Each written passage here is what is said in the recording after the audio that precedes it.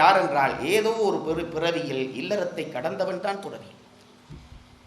எவன் ஒன்றை கடக்கிறானோ அவனுக்குத்தான் அது பூரணமாக தெரியும். அதனாலே சமூகத்தை பார்த்து இது அறம், இது பொருள், இது இன்பம் என்று சொல்வதற்கு இது மூன்றையும் கடந்தவனாகிய துறவி வேண்டும். ஆகவே மூன்றாவது அதிகாரமாக பாயிரத்திலே நீத்தார் பெருமை என்ற அதிகாரம் வைத்தார்.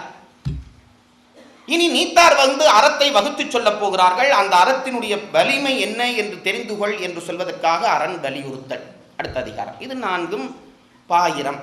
இதில் நல்ல நுட்பம் பார்த்தீர்களானால் அறத்தினுடைய மூலமாக இருக்கிற இறைவன் கடவுள் வாழ்த்துக்கு முன்னுக்கு வச்சுட்டார். மிச்சம் 3 அதிகாரம் இருக்கிறதே, அது ஒவ்வொன்றையும் ஒவ்வொன்றுக்கு அடையாளமாக சொல்லலாம். வான் சிறப்பு பொருள், நீத்தார் பெருமை இன்பம் என்றால் இன்பத்தை வரையறுத்து சொல்லக்கூடியவர் அவர்கள்தான். அரண் வலியுறுத்தல் அரண். ஆகவே கடவுளை சொல்லி அறம்பொருள் இன்பம் என்ற 3ஐயும் சொல்வதற்காக 4 அதிகாரம் அடைத்து இதுதான் நான் இந்த நூல் முழுக்க விரித்து சொல்ல போகிறேன் என்று சொன்ன பகுதிக்கு பாயிரவியல் என்று பெயர். இப்ப பாருங்க, இங்க நீத்தார் பெருமை என்று ஒரு அதிகாரம் வந்துவிட்டது. இதில் சொல்லப்பட்டவர்கள் யார்? துறவிகள். இனி இல்லறத்துக்குள்ளே நுழைந்து இல்லறவியல் முடிந்தவுடனே துறவரவியல் என்று ஒரு இலை தொடங்குகிறார். அங்கே யாரை பற்றி சொல்லுகிறார்? துறவிகள். அப்ப திருவள்ளுவருக்கு பைத்தியமா இந்த நீத்தார் பெருமை என்ற அதிகாரத்தை கொண்டு போய் துறவரவியல்லை வைத்திருக்கலாமே? நான் சொல்வது உங்களுக்கு புரியும் என்று நினைக்கிறேன். கிட்டத்தட்ட ஒரு வகுப்பு தான். இந்த வேதனையை நீங்கள் சகித்துக் கொள்ள வேண்டும். நீத்தார் பெருமை என்ற அதிகாரத்தை துறவரவியலினுடைய முடிவிலே கொண்டு போய் வைத்திருந்தால் நீத்தார். இது என்ன 2 இடத்துல வச்சிருக்கிறார் என்றால், முன்னுக்கு சொன்ன துறவி இருக்கிறாரே, நீத்தார் பெருமை என்று வருகிற துறவி இருக்கிறாரே, அவர் முற்றும் துறந்த துறவி. துறவியில A கிரேட் துறவி, B கிரேட் துறவி என்று 2 துறவி இருக்கிறார்கள். இது தெரியாததால தான் இன்றைய குழப்பம் எல்லாத்துக்கும் காரணம் அதுதான். சத்தியமா சொல்லிருப்பாங்க, அதுலேயும் கிரேட் உண்டு. துறவிகளிலே முற்றும் துறந்த துறவி என்றவன் எவன் என்றால் எல்லாவற்றையும் விட்டவன். அவன் தான் முற்றும் துறந்த துறவி. அவனுக்கு எதுவும் இல்லை. முற்றும் துறந்த துறவி அவனுக்குத்தான் முழுமையான துறவிக்குரிய மரியாதை கொடுக்கப்பட வேண்டும்.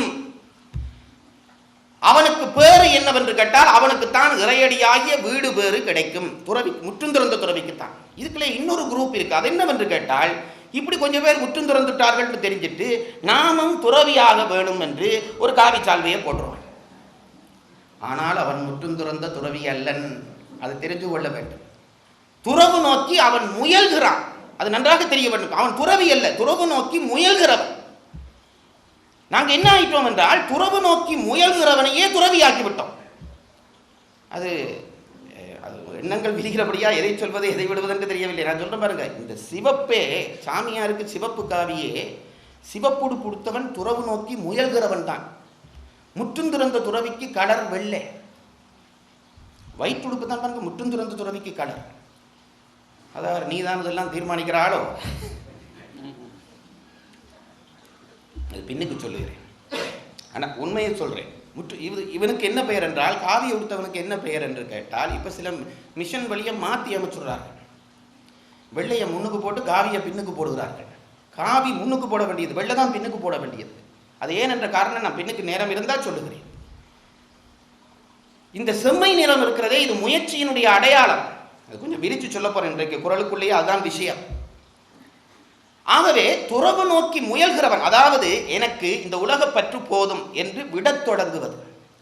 நீங்க நினைக்காதீங்க துறவு என்றது இந்த இப்ப நான் இந்த ஒரு தொப்பியை தூக்கி தலையில போட்டோன்னு தொப்பி போட்டுட்டார் என்று சொல்லுகிறீர்கள். அப்படி துறவு இந்த சால்மையை போட்டோன்னு இவர் துறவு ஆயிட்டார் என்று நினைக்கிறதே ஒரு முழுக்க ஏமாத்துவேன். துறவு என்பது படிப்படியாகத்தான் வரும். ஏனென்றால் நீங்க ஒன்றை நினைச்சுக்கொள்ளுங்க, துறவுண்டா என்ன? ஒரு பொருளிலே இருக்கிற பற்றை துறப்பது. நமக்கு இருக்கிற துறப்பு பற்றி எவ்வளவு இருக்கு ஒரு கணக்கு பண்ணுங்க பார்க்கலாம். நமக்கு இருக்கிற பற்றுகளை கணக்கு பண்ண முடியுமா? அதுக்கு ஒரு அளவு இருக்கா? எத்தனை மோனிட்டோஸ்கோப்பி இருந்தாலும் போதுமா? வருஷக்கணக்கில் எழுதினாலும் ஒன்றிலே இருந்து புற்றீசல் வருவது போல பற்றுக்கள் படர்ந்து கொண்டே இருக்கின்றனவே. முதல் மனைவி, பிள்ளை, பேர பிள்ளை, பூட்ட பிள்ளை, இப்படியே பற்று வளர்கிறது. இது நான் உயிரிலே இருக்கிறது சொல்றேன், பொருளிலே இருப்பது. இத்தனை பற்றுக்களும் இருக்கிற நாம் பற்றிலே இருந்து விடுபடுதல் திடீரென ஒரு நாளைக்கு காவியை கட்டிட்டா பற்றிலிருந்து இவர் விடுபட்டுட்டார், சாமி ஆயிட்டார் என்று சொல்றதே போய். அதனாலதான் திருவள்ளுவன் ஒரு நுட்பம் பண்ணினான் பாருங்க. என்ன சொன்னான்? துறவு பற்றி சொல்லுகிற பொழுது சொன்னான், யாதனின் யாதனின் நீங்கியான் நோதல் அதனின் அதனின் இளன். ஒரு நுட்பமான குறள். யாதனின் யாதனின் நீங்கியான் நோதல் அதனின் அதனின் இளன். என்ன பொருள்? எந்த எந்த பொருளிலே இருந்து எந்த பொருளிலே இருந்து நீ நீங்குகிறாயோ அந்த பொருளிலே இருந்து அந்த பொருளிலே இருந்து வருகிற துன்பம் உனக்கு இல்லை. இப்போ பாருங்க, இந்த சால்வை எனக்கு பற்றுக்குரிய சால்வை, இது துளைஞ்சா நான் கவலைப்படுவேன். இதை பற்றி எனக்கு பற்றே இல்லை என்றால் துளைந்தால் கவலை இல்லை, துளையுமோ என்ற அச்சம் இல்லை, இதை இனி ஒன்று யாரும் வேண்டி தருவார்களோ என்ற விருப்பம் இல்லை. ஒரு பொருளிலே பற்றி நீங்கின உடனே அதில் இருக்கிற துன்பம் நீங்கி போகிறது. இதுதான் துறவு, வேறு ஒன்றும் இல்லை. படுவது பாடு, கெடுவது கேடு, விடுவது வீடு. என்ன அற்புதமான சொல் தமிழ் அதுக்கு அமைச்சிருக்கிறார்கள். வீடு என்று சொன்னோமே, அறம்பொருள் இன்பம் வீடு. வீடு என்றால் வேறொன்றும் இல்லை, விடுவது வீடு. அந்த சொல் தொடர் தமிழ்ல அந்த அழகு இருக்கிறது அல்லவா? படுவது பாடு, கெடுவது கேடு. அப்ப வீடு எப்படி வர வேண்டும்? விடுவது வீடு. எந்தெந்த பொருளை நீ விடுகிறாயோ அதிலே இருந்து வருகிற துன்பங்களிலே இருந்து விடுபடுகிறாய். இந்த குறள்ல ஒரு தப்பு வந்துச்சு, பரிமேலழகர் கண்டுபிடிச்சார். திருவள்ளுவர் தான் தமிழர்களுக்குள்ளே சொற்சுருக்கமானவர் என்று நமக்கு எல்லாருக்கும் ஒரு அபிப்பிராயம். ஆனால் நாங்கள் அதை சொல்றது இல்லை. வெள்ளக்காரனை போல ஸ்வீட்டா ஷார்ட் அண்ட் ஸ்வீட்டா பேசுகின்றோம். திருவள்ளுவனுக்கு மேலே ஷார்ட் அண்ட் ஸ்வீட்டா பேசணும் சொன்னாரே. 1330 குறளும் 1330 புத்தகம். ஒன்றே முக்காவரியில் அந்த ஆள் பாடி வச்சுட்டு போயிருக்கு. அதை விட சுருக்கம் உண்டா? எப்பவும் திருவள்ளுவருடைய ஒரு அழகு இருக்கும் பாருங்க. தேவையில்லாத சொல் அந்த ஆள் பயன்படுத்தாது. ஒன்றே முக்காவரியிலேயே அவருக்கு சில நேரத்தில் சொல்ல வந்த விஷயம் மிச்சமா போய் ஒரு சொல் சும்மா நின்று ஆடிக்கொண்டிருக்கும்.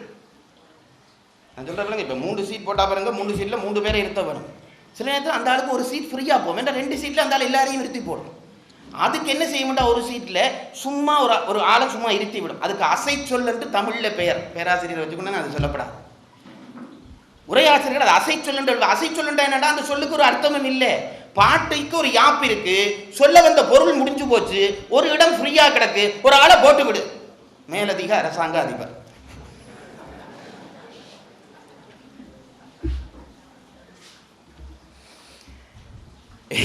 பதவி ஒன்று இருக்கு, சும்மா ஒரு ஆளை போட்டு வைக்கிறது, அவ்வளவுதான். அப்படி சொற்சிக்கனம் பிடித்தால் திருவள்ளுவர்.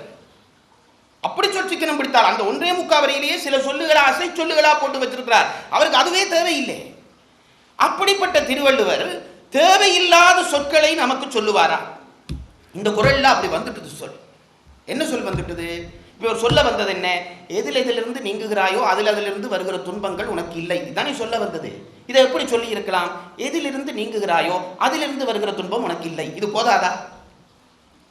திருவள்ளுவருக்கு கரெக்ஷன் சொல்றேன்னா, எல்லாரையும் தொட்டி இப்ப திருவள்ளுவர்கிட்ட போயிட்டாரான்னு நினைக்கிறது விளங்குது. யாதனின் யாதனின் தேவையில்லை, யாதனின் நீங்கியான் நோதல் அதனின் இளன். பொருள் வந்துட்டு தான் இல்லையா? நான் உங்களை கேட்கிறேன், படித்தவர்கள் நீங்கள். அதை இந்த சபையில பேசுறது எனக்கு ஒரு சந்தோஷம். யாதனின் யாதனின் நீங்கியான் போடவே தேவையில்லையே. யாதனின் நீங்கியான் நோதல் அதனின் இளன். பொருள் வந்துட்டுதா இல்லையா? பொருள் வந்துட்டுதே. பிறகு என்ன யாதனின் யாதனின் அதனின் அதனின்?